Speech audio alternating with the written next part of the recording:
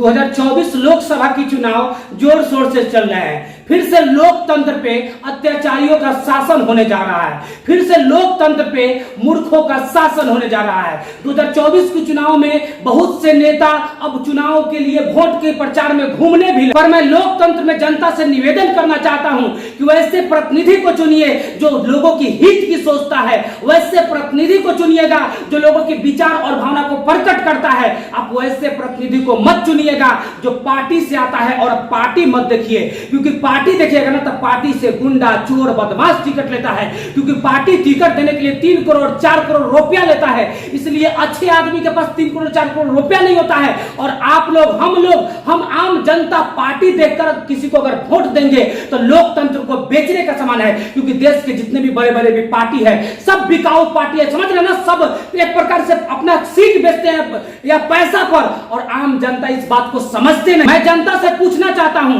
अगर बीजेपी की सरकार बनती है लोकतंत्र में तो कहते हैं बीजेपी सरकार, अगर कांग्रेस की सरकार बनती है तो कहते हैं कांग्रेस की सरकार। कभी आम जनता की सरकार कहते हैं, कभी मजदूर किसान की सरकार कहा जाता है? नहीं, न मजदूर किसान की सरकार बनती है, न मां बहन की सरकार बनती है, न देश में धर्मनिरपेक्ष की सरकार बनती है, न देश में मौलिक अधिकार की सरकार बनती है।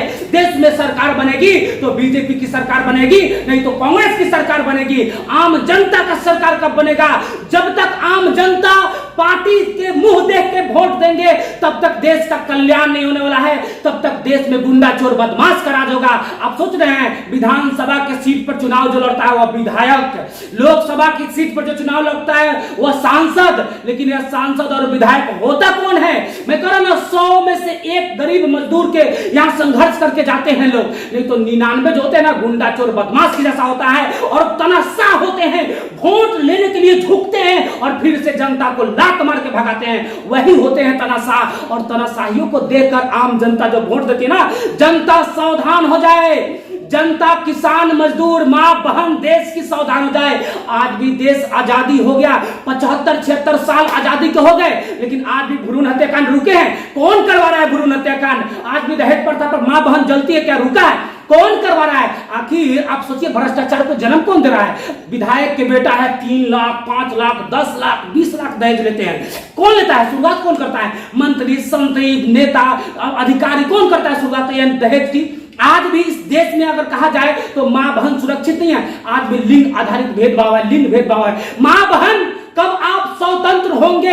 जब लिंग भेदभाव खत्म होगा, बहन को भी पढ़ाया जाएगा, भाई को भी पढ़ाया जाएगा, देश में किसान मजदूर का शासन होगा। देश में आज किसान का जब खेत में फसल होता है तो वह फसल बिकता है 300 रुपए, 400 रुपए, 500 रुपए, 600 रुपए कुंटल, लेकिन जब बिक जाता है तो वही फसल अगर किसान खरीदने जाते हैं तो उनको मिलता है 2400 रुपए, 2500 रुपए, 3000 रुपए, 4000 रुपए कुंटल। आलू जब होता है तो 700 रुपए कुंटल बिकता है, खेत में होता है तो, और वही आलू को जब किसान खरीदने जाते हैं तो उनको मिलता है 3000 रुपए कुंटल, 2500 रुपए कुंटल। यह क्या है भाई?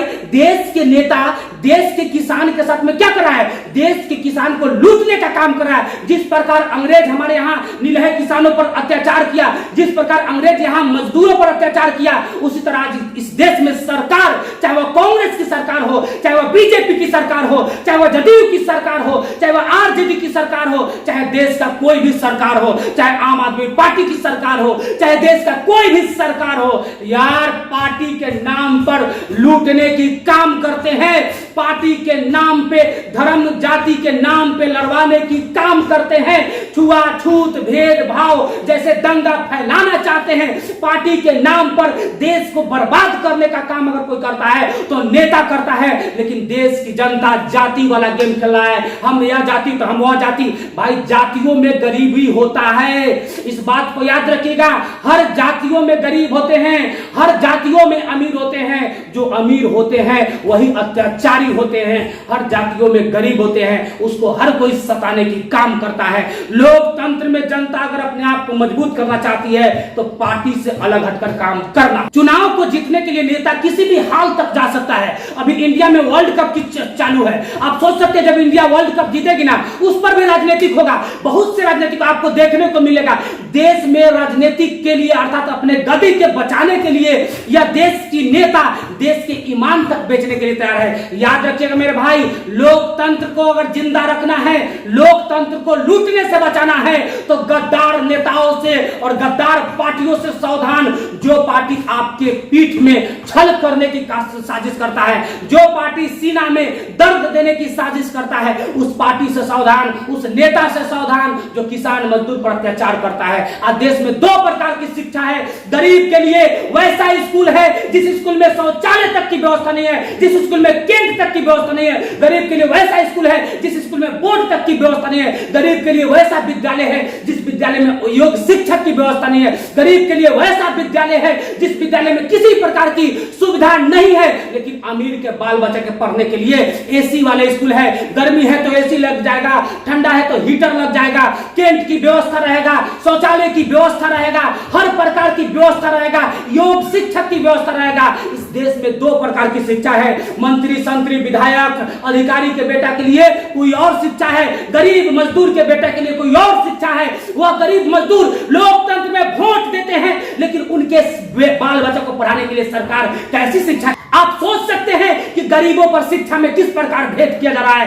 वैसा स्कूल, आप 8 घंटा जिस स्कूल में बच्चा रहता है, उस स्कूल में अगर शौचालय नहीं हो तो मूत्रन विसर्जन करने कहां जाएगा? मैं आपसे पूछता हूं, कहां जाएगा गरीब का बच्चा? कहां जाएगा? वह तो कहां, आप सोचिए ना भाई। लेकिन अमीर के बच्चा किस स्कूल में पढ़ता है? सरकार समानता लाए, अमीर गरीब के बच्चा जिस दिन एक स्कूल में पढ़ने लगेगा ना, उस दिन कंपटीशन होगा। लोग कहते हैं कंपटीशन, बिहार बोर्ड वाला ऐसे है वैसे है। क्यों है भाई? बिहार बोर्ड वाला संघर्षशील है। अगर बिहार बोर्ड वाला के जितना मेहनत करता है ना, उतना सीबीएसई वाला कर लेगा तो पतलून गीला हो जाएगा। लेकिन नहीं, यह बात हो ही नहीं सकता है। आप सोचिए, समझिए और मानिए मेरे बात को।